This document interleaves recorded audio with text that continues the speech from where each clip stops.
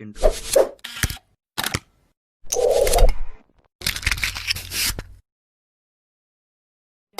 बच्चों नमस्कार। आज मैं कक्षा 12वीं की पाठ्य पुस्तक आरोह भाग 2 से तुलसीदास की कवितावली के साथ प्रस्तुत हूँ। इस वीडियो को आप अंत तक जरूर देखिए। इस वीडियो के माध्यम से आप कवितावली के संपूर्ण अर्थ और काव्य सौंदर्य को समझ पाएंगे, जो परीक्षा की दृष्टि से अत्यंत आवश्यक है। मैंने तुलसीदास के जीवन परिचय पर आधारित एक वीडियो पहले ही अपलोड किया है, इसे अवश्य देखिए। वीडियो कहीं लंबा न हो जाए, इसलिए लक्ष्मण मूर्छा और राम का विलाप पर अलग से वीडियो बनाया गया है, इसे भी आप जरूर देखिए। तुलसीदास जी के 2 कवित्त और 1 सवैया आपके पाठ में संकलित है, जिसमें उन्होंने अपने समकालीन समाज में व्याप्त विविध विषमताओं का यथार्थ चित्रण किया है। पहले पद किस भी किसान में उन्होंने दिखलाया है कि संसार के अच्छे बुरे समस्त लीला प्रपंचों का आधार पेट की आग का दारुण व गहन यथार्थ है, जिसका समाधान वे राम रूपी घनश्याम मेघ के कृपा जल में देखते हैं। दूसरे छंद खेती न किसान में प्रकृति और शासन की विषमता से उपजी बेकारी व गरीबी की पीड़ा का यथार्थ चित्रण उन्होंने किया है। तीसरे छंद धूत कहो अवधूत कहो के माध्यम से तुलसीदास जी ने भक्ति की गहनता और सघनता में उपजे भक्त हृदय के आत्मविश्वास का सजीव चित्रण किया है। बच्चों आइए तुलसीदास जी की इस कवितावली से ली गई इस पद की व्याख्या देखते हैं, और व्याख्या से पहले एक वाचन कर लेते हैं। किस भी किसान कुल बनिक भिखारी भाट चाकर चपल नट चोर चार चेट की पेट को पढ़त गुण गढ़त चढ़त गिरी अटत गहन गन अहन अखेट की ऊंचे नीचे कर्म धर्म अधर्म करी पेट ही को पचत बेचत बेटा बेट की तुलसी बुझाई एक राम घन श्याम हिते आगी बड़ बागीते बड़ी है आगी पेट की। तुलसीदास जी ने इस पद के माध्यम से यह बताया है कि हर कोई अपनी पेट की आग को बुझाने के लिए कार्य करता है। वास्तव में यह पेट की आग समुद्र में लगने वाली आग से भी बड़ी है, और इसे भगवान राम की कृपा रूपी बादल से ही बुझाया जा सकता है। बच्चों इस पद के माध्यम से यहाँ पर कठिन शब्दों का मीनिंग यहाँ लिखा गया है, अर्थ लिखा गया है। यदि आपको एक बार में समझ में नहीं आता है तो आप इसे वीडियो को रोक करके दोबारा इसे सुन लीजिएगा। इसके साथ ही साथ यहाँ पर इससे संबंधित पिक्चर भी यहाँ पर लगाया गया है ताकि आप समझ सकें।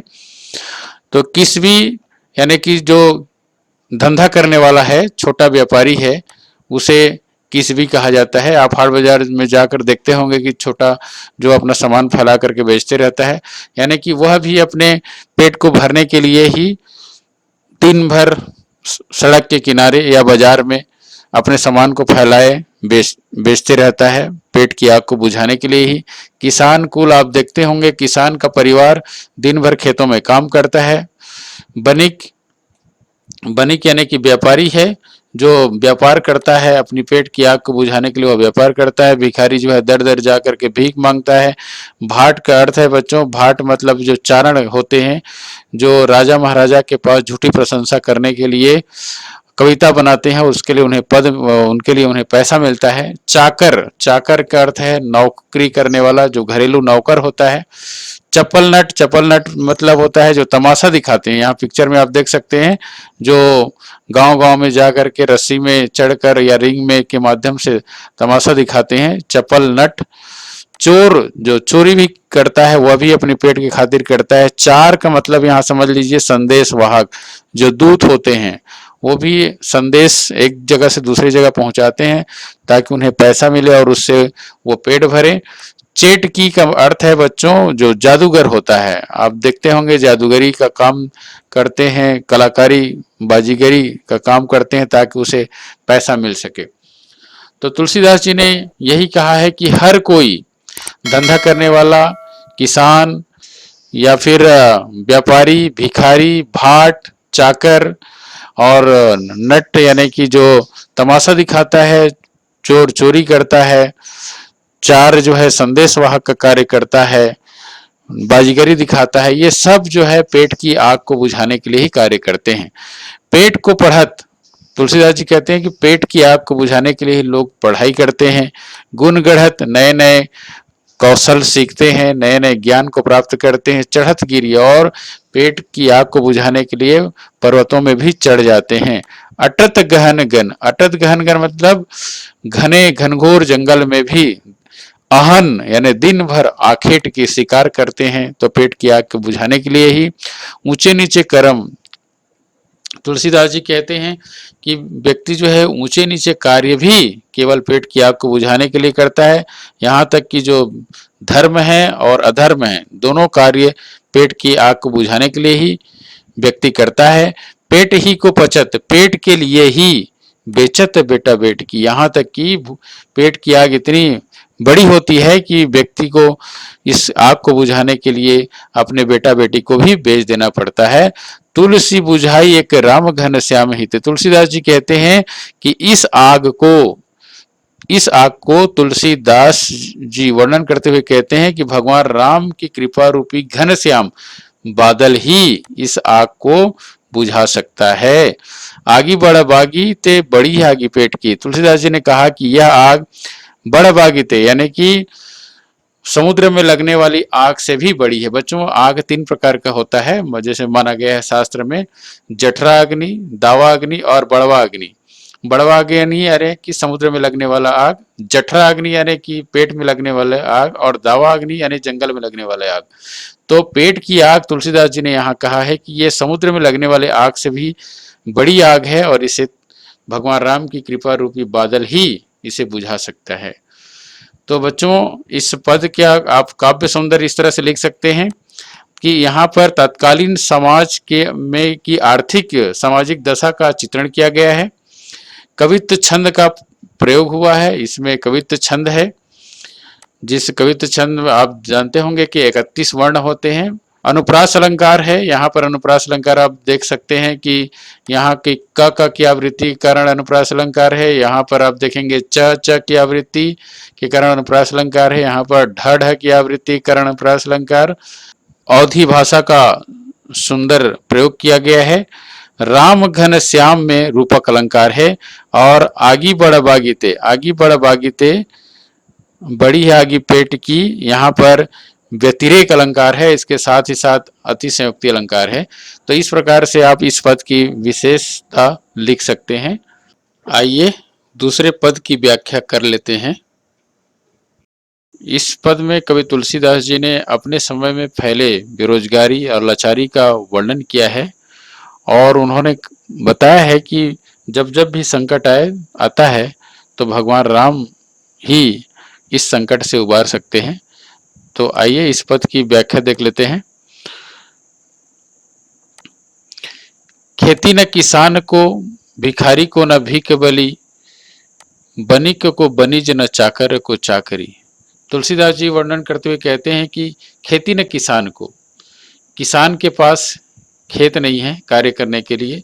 भिखारी को न भीख बली, भिखारी के को आज भीख नहीं मिल रहा है। बलि का मतलब होता है बच्चों दान दक्षिणा, यहाँ पर कठिन शब्द का मीनिंग लिखा हुआ है, बलि यानी कि दान दक्षिणा। बनिक को बनिज, बनिक यानी कि व्यापारी को उसका व्यापार नहीं चल रहा है। चाकर को चाकरी, नौकरी करने वाले को आज उसको नौकरी नहीं मिल रही है। जीविका विहीन लोग, जीविका विहीन यानी कि जो रोजगार से रहित हैं, जिसके पास रोजगार नहीं है, वो सिद्धमान सोच बस, सिद्धमान यानी कि जो दुखी होकर के सोच बस दिन और रात सोचते रहते हैं। क्या सोचते रहते हैं? कहे एक एकन सो कहाँ जाए का करी, एक दूसरे से यानी कि आपस में कहते रहते हैं कहाँ जाई का करी, कहाँ जाएं और क्या करें, कैसे ये दिन बीते। तुलसीदास जी कहते हैं वेदहूँ पुराण कही, लोकहूँ बिलोकियत। तुलसीदास जी कहते हैं कि वेदहूँ पुराण यानी वेद और पुराण में भी कहा गया है, और लोकहूँ मतलब कि ये संसार में भी ये देखने को मिलता है, सदियों से लोग देखते आए हैं। साकरे समय पे, साकरे का मतलब है संकट, समय पे जब जब भी सब पर संकट आता है कृपा करते हैं। दारिद्र दसानन दबाई दूनी दीन बंधु। तुलसीदास जी कहते हैं कि साकरे सबे पे, जब जब सब पर संकट आता है, राम रावरे कृपा करी, भय भगवान राम आप ही सब पर कृपा करते हैं। दारिद्र दसानन दबाई दूनी दीन बंधु, दरिद्रता रूपी रावण दबाई दुनी यानी कि दबाया हुआ है, दुनिया दुनी मतलब दुनिया को दबाया हुआ है, यहाँ अर्थ लिखा हुआ है, दुनिया को दबाया हुआ है। हे दीन बंधु, हे भगवान, हे ईश्वर, दुरित दहन देखी, दुरित दहन यानी पाप से दुनिया जो है जल रही है। और तुलसीदास जी वर्णन करते हुए कहते हैं कि इस दरिद्रता रूपी रावण ने जिस प्रकार से दुनिया को दबा के रखा है, इससे पूरी दुनिया जो है हाहाकारी दुख से दुखी है। और ऐसे संकट के समय में हे भगवान, हे ईश्वर, आप ही बचा सकते हैं। बच्चों, इस पद का आप काव्य सौंदर्य कुछ इस प्रकार से लिख सकते हैं। तत्कालीन समाज की बेरोजगारी व अकाल की भयावह स्थिति का यहाँ पर चित्रण किया गया है। तुलसी की राम भक्ति इस पद के माध्यम से प्रकट हुई है। अवधी भाषा का सुंदर प्रयोग है। दारिद्र दसानन व दुरित दहन में रूपक अलंकार है और कवित्व छंद का प्रयोग है। तत्सम शब्दावली की प्रधानता है। अनुप्रास अलंकार का प्रयोग किया गया है। दारिद्र दसानन और दबाई दूनी यहाँ पर दद की आवृत्ति के कारण, यहाँ पर अनुप्रास अलंकार है। इस प्रकार से आप इसका काव्य सौंदर्य लिख सकते हैं। बच्चों, आइए अब इस सवैया का अर्थ देख लेते हैं। इस सवैया के माध्यम से तुलसीदास जी ने भगवान राम की भक्ति के सामने सब कुछ तुच्छ माना है। वे कहते हैं कि मैं तो भगवान राम का गुलाम हूँ, मैं उनका भक्त हूँ, इसके बाद आपको जो अच्छा लगे वो कहो, मुझे कोई फर्क नहीं पड़ता है। वे जात पात और धर्म के आधार पर विभाजन करने वाले तत्वों से डटकर मुकाबला करते हैं और कहते हैं, धूत कहो अवधूत कहो, राजपूत कहो जोल्हा कहो कोऊ, काहू की बेटी सो बेटा न बिहावब, काहू की जाति बिगार न सोऊ, तुलसी सरनाम गुलाम है राम को, जाको रुचय सो कहे कछुओऊ, मांगी के खैबो मसीत को सोइबो, लैबो को एक न दैबो को दो। यहाँ पर तुलसीदास जी वर्णन करते हुए कहते हैं, चाहे आप मुझे धूत कहो, धूत मतलब होता है बच्चों, धूर्त का मतलब होता है मक्कार, मक्कार कहना जो किसी काम का के लायक नहीं, उसे कहा जाता है धूर्त। तो वे कहते हैं आप मुझे धूर्त कहो, मक्कार कहो, ठग कहो या अवधूत कहो। अवधूत मतलब जो तपस्या करते हैं, है ना, साधु संत जो जंगल में रहकर जिस प्रकार की परिस्थिति रहे वहाँ पर वे आग जलाकर या जैसी परिस्थिति में रह जाते हैं, उसे कहा जाता है अवधूत। तो वे कहते हैं आप चाहे मुझे अवधूत कहो, जोगी कहो, साधु कहो, चाहे आप मुझे राजपूत कहो, क्षत्रिय कहो, चाहे आप मुझे जुलाहा कहो जो कपड़ा बनाने वाले हैं, कहो को चाहे कुछ भी कहो, काहू की बेटी से किसी की बेटी के साथ, बेटा न बिहावब किसी मुझे मेरे बेटा का शादी किसी की बेटी के साथ नहीं करना है, काहू की जाति बिगाड़ न सो, किसी की जाति को मुझे बिगाड़ना नहीं है। तुलसी सरनाम, सरनाम मतलब होता है प्रसिद्ध, गुलाम है यानी कि गुलाम है राम को, राम से, जाको रुचय, रुचय मतलब जिसको अच्छा लगता है, सो कहे कछुओऊ, वो जो कहना चाहता है वो कह सकता है।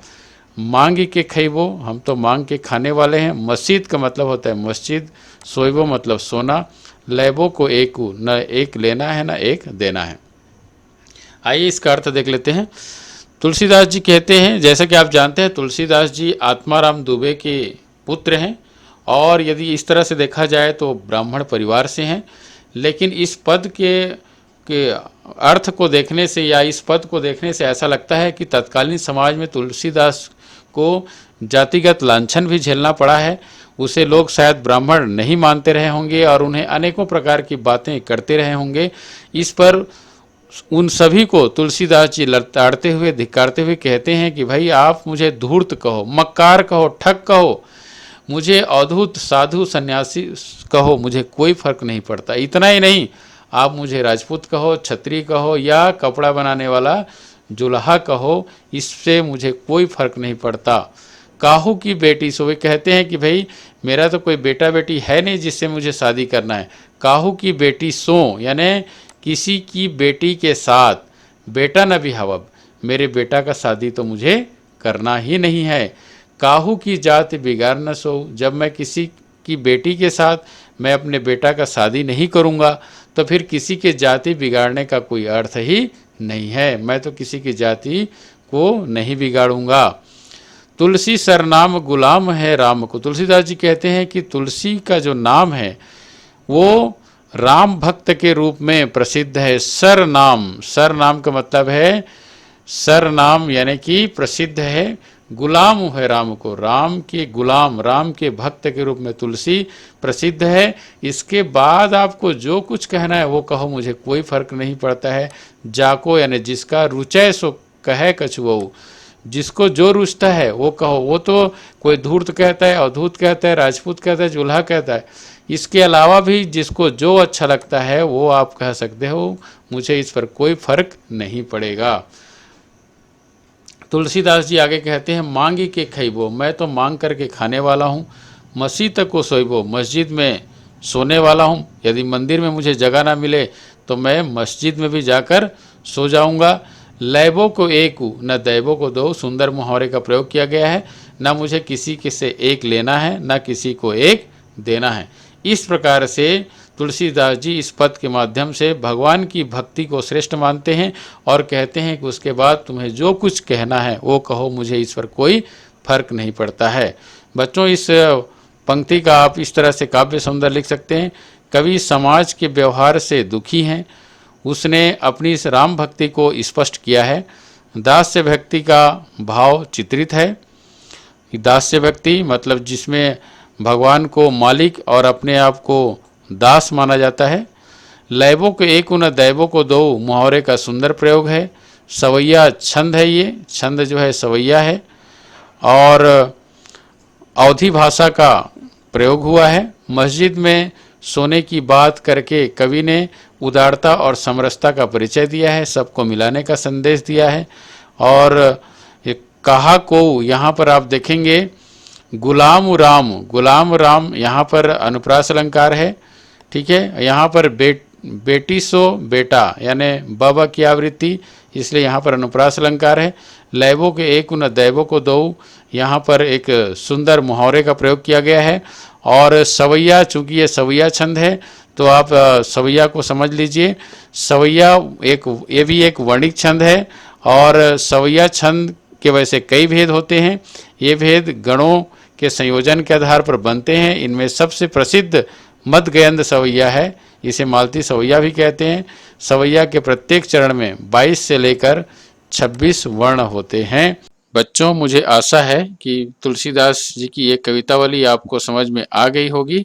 आप इसी तरह से और अच्छे वीडियो पाने के लिए मेरे चैनल अभिनव हिंदी को आप सब्सक्राइब कीजिए और इसे लाइक शेयर कीजिए। धन्यवाद।